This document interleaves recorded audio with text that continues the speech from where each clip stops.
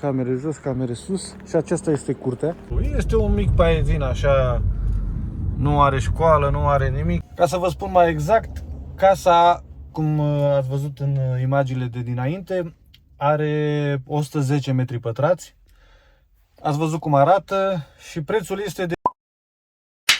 Salutare dragilor și bine ați venit la un nou video pe canalul nostru de YouTube Români în Italia. Astăzi vă iau cu mine într-un video. O să fiți doar cu mine, adică decât eu singur o să fiu, pentru că mergem undeva să vedem un lucru foarte important și am zis totodată să vă iau și pe voi cu mine. Alina nu merge pentru că este la muncă, Izabela la școală, iar eu trebuie să ajung în acel loc până în ora 3:30 și dacă nu plec mai devreme și o aștept pe Izabela, atunci nu ajung la timp. Vreau să precizez data de astăzi, suntem în, să nu greșesc, 13. Deci suntem în 13 martie, mai exact, 2023. De ce precizez această dată? Pentru că nu știu când o să fie postat acest vlog. Voi când o să-l vedeți, deja cred că o să fie peste ceva timp, 2-3 luni de zile mai târziu. Pentru că știți cum sunt eu, nu vreau să arăt dinainte ceea ce vreau să fac, ca să nu am niște superstiții și nu vreau să afle lumea, că dacă află multă lume, știți cum e, alții îți poartă ciudă, ranchiună, ură și simt eu, am o chestie că nu o să meargă bine și nu o să-mi iasă lucrul ăla. Astăzi mergem să vedem o casă, să cumpărăm a doua casă, adică unul din acele obiective care le-ați văzut la începutul anului, în acel video, cu tabloul care le-am făcut pentru obiectivele care le avem pentru anul 2023. Mergem să vedem casa. Am mai fost odată, am mai văzut această casă pe afară, bineînțeles, fără agenție, fără nimic. Astăzi mergem să ne întâlnim cu agentul imobiliar și o să intrăm și în casă, bineînțeles o să filmez cât pot. Avem un drum de făcut de 200 de kilometri, orașul Ferrara. Sunt 200 de kilometri punct de aici, de la noi de acasă, de la Fiorențola până la casa respectivă. Haideți să mergem să vedem casa. Hai că între timp am ajuns la Carpi, mai am 90 de kilometri către locul unde este casa. Vă dați seama că înainte, prima dată, am vorbit cu agenția, mi-a spus despre ce este vorba.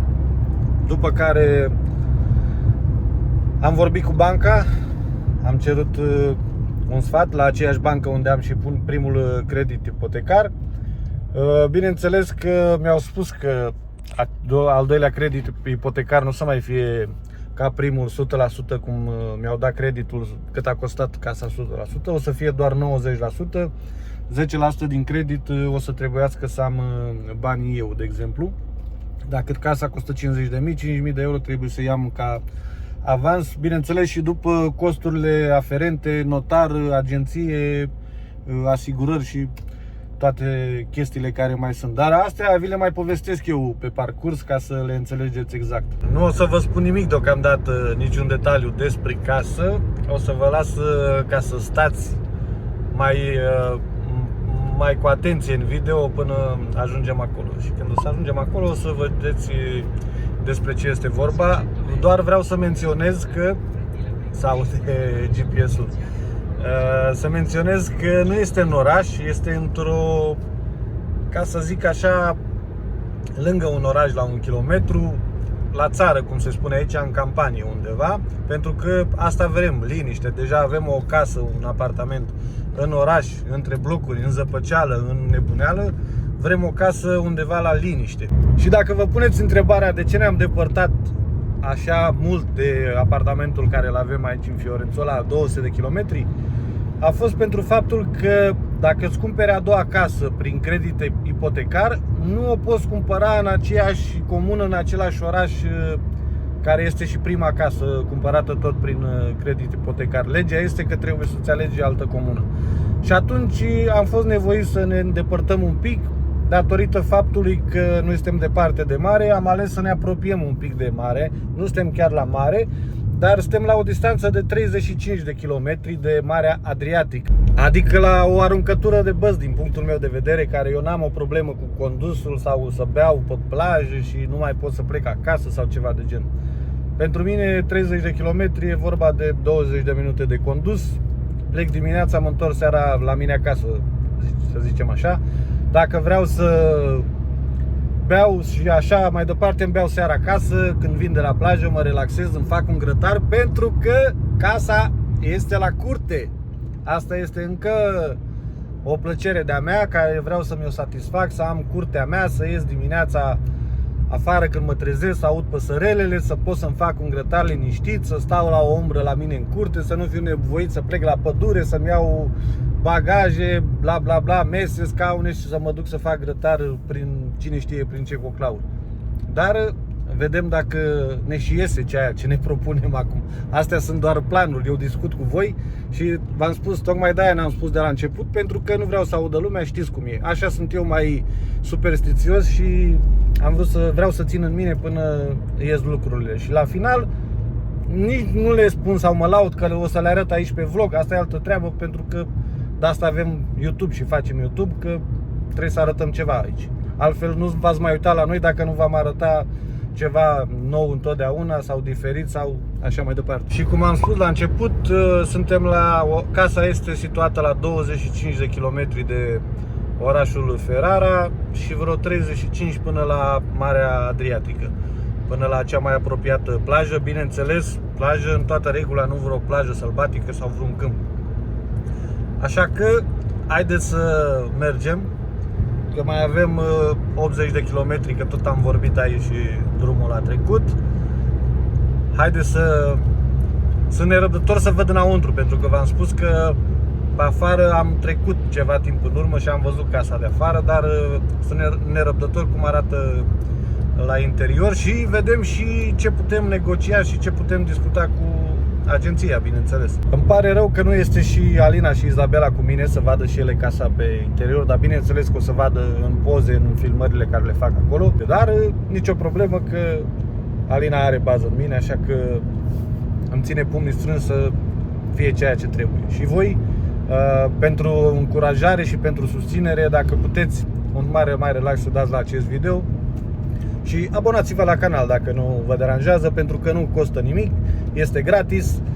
Și dacă dumneavoastră vă abonați, YouTube-ul vede că din ce în ce lume mai multă se abonează și ne bagă și pe noi mai în față, și așa află cât mai multă lume de noi, care poate are nevoie de informații de la noi sau ce vede ceea ce facem noi, sau poate chiar suntem plăcuți, zic eu, nu știu, habar n-am. Nu pot să mă laud, că nu am cum să mă laud dacă nu știu cât de plăcut sunt pe din afară. Eu mă cunosc pe mine, eu din punctul meu de vedere aș zice că suntem plăcuți și nu știu ce, dar din afară poate ne vedem diferit. În sfârșit am ajuns la Ferrara și GPS-ul ne spune că mai avem 23 de kilometri de aici. Deci vreodată, dacă să zicem că reușesc să iau această casă, vreodată dacă vreau să mă mut aici, ar fi, să zicem, o navetă de 20 de kilometri până la locul de muncă. Asta dacă se finalizează această chestie. Este un oraș, ca să vă dau exemplu, față de cel în care stăm, încă de 5 ori mai mare ca număr de locuitori, Ferrara, față de Fiorențola, așa că aici s-ar găsi de lucru mai mult și pentru Alina, pentru femei și chiar și pentru bărbați. Așa că n-ar fi o distanță mare de la casa respectivă, 20 de kilometri de făcut navetă. Acum sperăm că se și finalizează această situație. Mai avem 7 km și ajungem. Zona este una de câmpie. După cum vedeți, aici avem pomi. Mai sunt vii, am văzut, dar în general pomii fructiferi. Uitați, și pe stânga și pe dreapta. Ăștia cred că sunt caiși ceva, nu știu, că au început să înflorească. Dar ceea ce este interesant este zona de câmpie, nu sunt dealuri, nu sunt văi, nu urcăm, nu coborâm. Ceea ce ne place nouă, câmpie. Și cel mai important, cum am zis mai la început, suntem la 35 de kilometri de malul Mării Adriatice. Ceea ce pe noi ne încântă foarte mult, că suntem iubitori de mare, după cum știți. Începe cartierul de case, intrăm în acest sătuc, așa ca să-i spun, Portorota, așa se numește. Este o zonă foarte, foarte liniștită, cel puțin din punct de vedere al traficului. Nu avem nicio grijă. Ușor, ușor ne apropiem. Este un mic paezin așa, nu are școală, nu are nimic, dar nu ne trebuie mai mult pentru că deocamdată nu facem școală aici ca să avem nevoie de școală. Așa, sau poate este și școală și nu știu eu. Habar n-am. Deci acolo și undeva mai în fața aici pe dreapta o să fie, ajungem în 200 de metri. Deci sunt case, nu suntem chiar în câmp. Sunt case, sunt case, sunt case. Așa. Și acestea sunt casele astea galbene. Pe partea dreaptă aici, unde este acesta de sticlă bidon. Și o să fac dreapta pe stradă. Avem vecini și aici. Pe stânga. Bine, avem. Deocamdată nu avem nimic. Aici este casa. Este un duplex. Practic este o jumătate dintr-un duplex. Sunt 4 duplexuri aici pe această stradă. Este un loc foarte liniștit, retras din ce am văzut de când am fost data trecută. Am ajuns înaintea agentului imobiliar cu o jumătate de oră. Aceasta este porțiunea de duplex la numărul 3C. Scrie se și vinde. Și asta este casa, porțiunea exact de aici. Intrarea cu scară sus și camere jos, camere sus. Și aceasta este curtea, care este destul de mare, spațioasă. Acolo în spate este garajul, care este aproape dublu. Dar o să încerc să filmez, să vă mai arăt mai mult când vine agentul imobiliar. Și aici este o liniște infernală, exact ce îmi trebuie mie, exact ce am nevoie. Pe strada asta e numai oameni liniștiți, am văzut. Ia uitați aici ce curte curat aranjată, curte de țară. Sperăm să ne reușească. Acum vedem. Da, exact ceea ce ne dorim. Liniște și liniște. Nu mă mai plimb așa mult pe aici pentru că după cine știe, mă văd oamenii și singur și zice că cine știe ce caut. Vreau să vă mai spun că data trecută când am fost, am văzut pe afară fără agenție, un vecin din spate, vedeți că curtea este destul de îngrijită, sunt flori, e curățat, e măturat.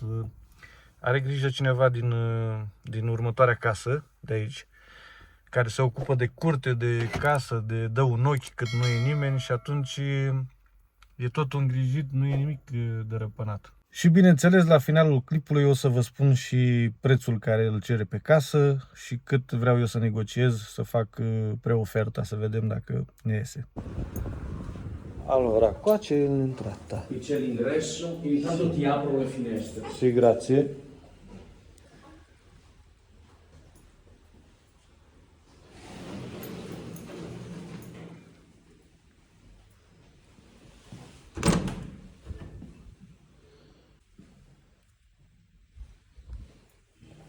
Qua c'è la cantina qua, no? Queste cantine, Sì, sì. che puoi ricavare un bagno volendo dopo, Sì. se puoi fare il piano terra. Sì, perché sopra solo suo è il bagno, sì, sì.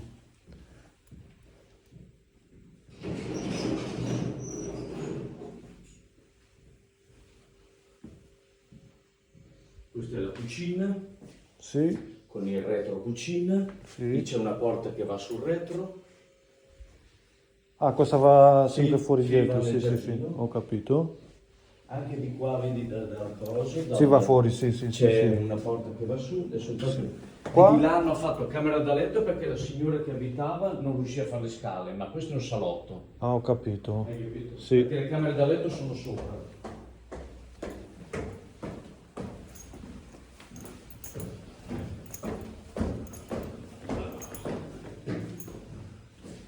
Mamma mia, che alto è qua.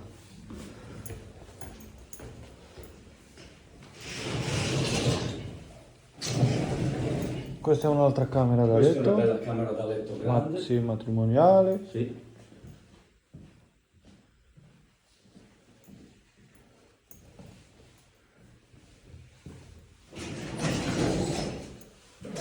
E qua è un'altra. Questa è un'altra bella camera Sì. da letto grande.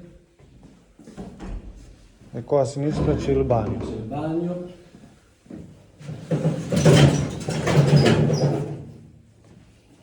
Qua La vasca. c'è la vasca, Sì. piccolina. Sì. Ci sono due postigli.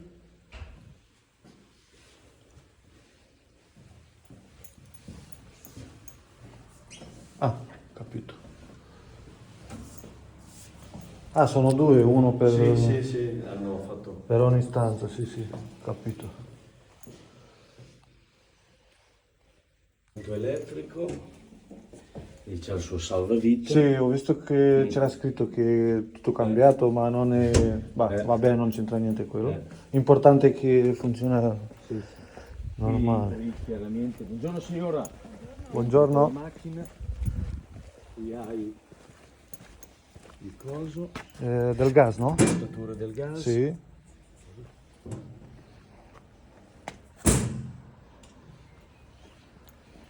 Andiamo sul retro dove c'hai la tua curte, quella Sì. è la porta del soggiorno della Sì, cucina, quello è dalla cantina. operato dalla Sì. cantina.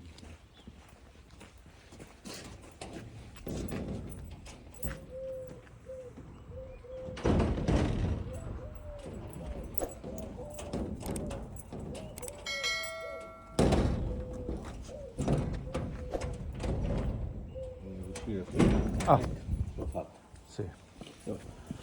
Allora, questo qui è il garage. Questo è il garage.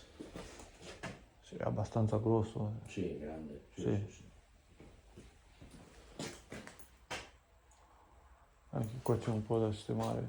Non lo so se viene acqua o no. No, Ma questo è da vedere, non è un problema questo, sembra sì. di no. Sì. Il tetto è buono, no? Il tetto è il suo originale, è in Eternit, Ah, ho capito. però hanno rifatto le gronde, hanno rifatto... Ah, le cornici, ho Sì, capito, sì. Ok.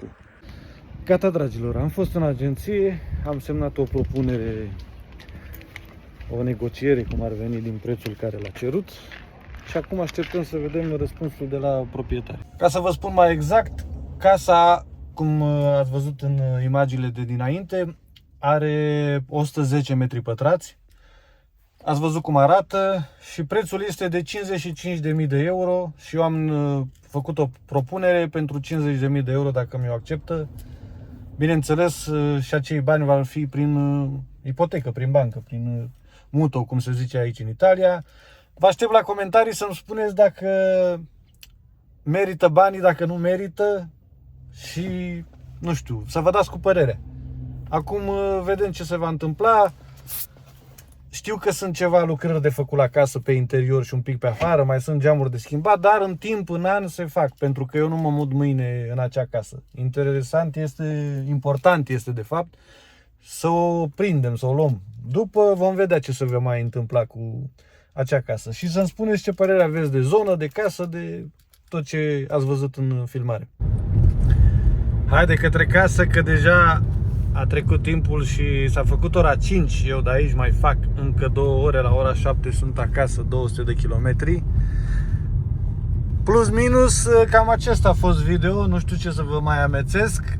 Vă aștept să vă dați cu părerea. Cam așa arată o casă în Italia. Ați văzut zona, ați văzut plus minus cum arată casa. Astea sunt prețurile. Eu vă mulțumesc că ați stat până la final, că ați fost alături de mine în acest video. Sper să nu vă fi plictisit, poate găsiți ceva interesant. Și ne vedem la următorul video cu drag. Puneți like, abonați-vă și ne vedem cât de curând. Vă țuc de nu vă vedeți. Ciao!